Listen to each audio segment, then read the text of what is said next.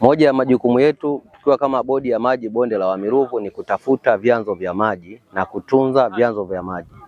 Kwa hapa tupo eneo la kijiji cha Mwasa, kata ya Kidete, wilayani Kilosa, eneo ambalo Mheshimiwa Waziri Mkuu alipita akatoa maelekezo kwamba ni miongoni mwa vijiji tunatakiwa tuwapatie huduma ya maji.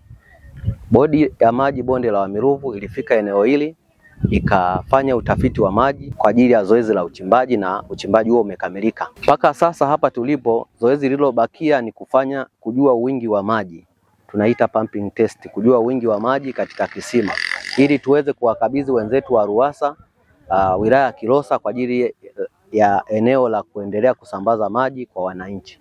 Tumejipanga kuhakikisha maeneo yote ambayo yatakuwa hayana maji tunaenda kufanya utafiti na kuchimba ili wananchi hao wawe na chanzo cha maji. Kero yetu kubwa kijiji cha Mwasa ilikuwa ni maji. Kina mama tulikuwa tunapata shida sana ya maji. Kweli tulikuwa tuna changamoto kubwa kina mama. Saa nyingine tunapigwa na wanaume zetu kisa maji. Tukienda tunashinda huko. Tulikuwa tunafuata maji, tuna bomba moja, likikatika tunaenda mtoni. Tunaikunywa maji yasiyokuwa salama, ni machafu. Kwa mida hizi maji mvua zikishanyesha tunapata maji machafu zaidi mpaka tuchimbe. Ilikuwa inafikia hatua kina mama tunatoka saa 10 ya usiku, tunaacha wanaume kitandani tunafuata maji.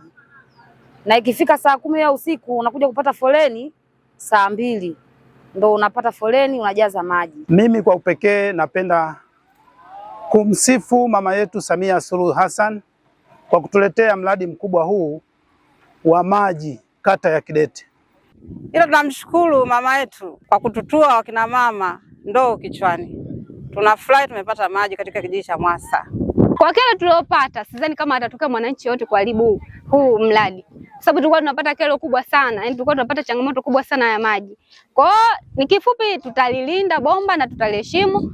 Ombi kwa mama yetu Samia na kupitia viongozi wake wote alioamini, kupitia waziri mkuu, waziri wa maji, mbunge wetu Profesa Palamagamba Kabudi, wote kama wananisikia, naomba usambazaji, naomba sana usambazaji ufanyike kwa haraka ili wananchi wetu wote hawa waweze kunufaika kama lengo linavyohitaji.